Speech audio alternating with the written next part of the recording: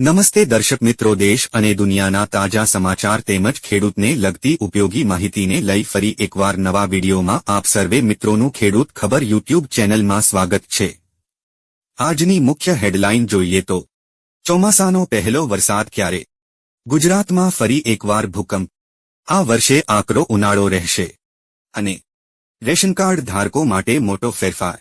તમામ સમાચાર વિગતવાર જણાવું તે પહેલા અમારી ચેનલને અવશ્ય સબસ્ક્રાઇબ કરી દેજો।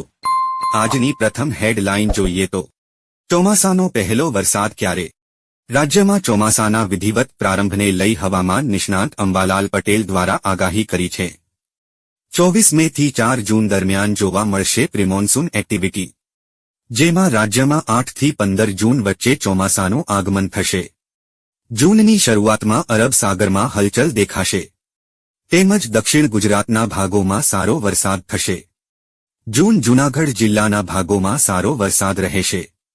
અમરેલી જિલ્લામાં પણ સારો વરસાદ થશે।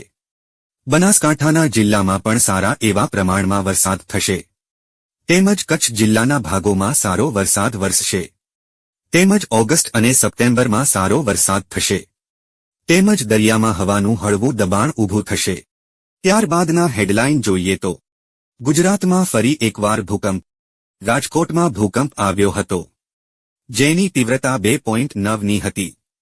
બપોરે 2 વાગ્યાની આસપાસ રાજકોટ નજીક શાપર વિસ્તારમાં ભૂકંપનો આંચકો આવ્યો હતો। શાપર, વેરાવળ અને આસપાસ વિસ્તારમાં આંચકો અનુભવાયો હતો। રાજકોટથી 16 કિલોમીટર દૂર ભૂકંપનું કેન્દ્રબિંદુ નોંધાયું છે। જો કે ભૂકંપના કારણે કોઈ જાનહાનિના સમાચાર પ્રાપ્ત થયા નથી। ત્યારબાદના હેડલાઇન જોઈએ તો આ વર્ષે આકરો ઉનાળો રહેશે। હવામાન નિષ્ણાંત પરેશ ગોસ્વામીનું કહેવું છે કે 25 એપ્રિલ સુધી હીટવેવ રહેશે। પરેશ ગોસ્વામીએ કહ્યું કે હાલ 2016-2018 પેટર્ન મુજબ તાપમાન જોવા મળી રહ્યું છે। 2016, 2018, 2024 10 વર્ષમાં સૌથી વધુ ગરમ વર્ષ રહ્યા છે। આગામી દિવસોમાં હજુ પણ તાપમાનમાં વધારો થશે। સૌરાષ્ટ્રમાં રાજકોટ, અમરેલી, જૂનાગઢ, સુરેન્દ્રનગરમાં ઊંચું તાપમાન રહેશે તેવું તેમણે કહ્યું। ત્યારબાદના હેડલાઇન જોઈએ તો રેશન કાર્ડ ધારકો માટે મોટો ફેરફાર। સરકારી સૂત્રોનું કહેવું છે 1 લાખથી વધુ લાભાર્થીઓ અયોગ્ય છે, જેઓ બંગલા, કાર અને મકાન ધરાવતા હોવા છતાં ગરીબ કલ્યાણ યોજનાનો લાભ લઈ રહ્યા છે, જેને જોતા પુરવઠા વિભાગે હવે યુનિટ વેરિફિકેશનની તૈયારીઓ શરૂ કરી દીધી છે, જેમાં કોટેદાર તે તમામ સભ્યોના અંગૂઠાની છાપ લેશે જેમના નામે રાશન લેવામાં આવી રહ્યું છે। પહેલા મહિનામાં ઘરનો એક સભ્ય રાશન લેશે, જ્યારે બીજા મહિને બીજા સભ્યએ અંગૂઠા વડે રાશન લેવું પડશે। આ રીતે દર મહિને નવા સભ્યો અંગૂઠો લગાવીને એક પછી એક રાશન લેશે।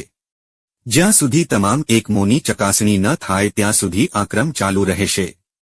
વેરિફિકેશનની આ નવી સિસ્ટમ શરૂ કરવા માટે ઇલુક મશીનને સુધારવાની તૈયારીઓ ચાલી રહી છે। તો આ હતા આજના મુખ્ય સમાચાર। મળીશું નવા વિડીયોમાં નવી અપડેટ સાથે। ત્યાં સુધી અમારી ચેનલને લાઇક અને સબસ્ક્રાઇબ કરી દેજો।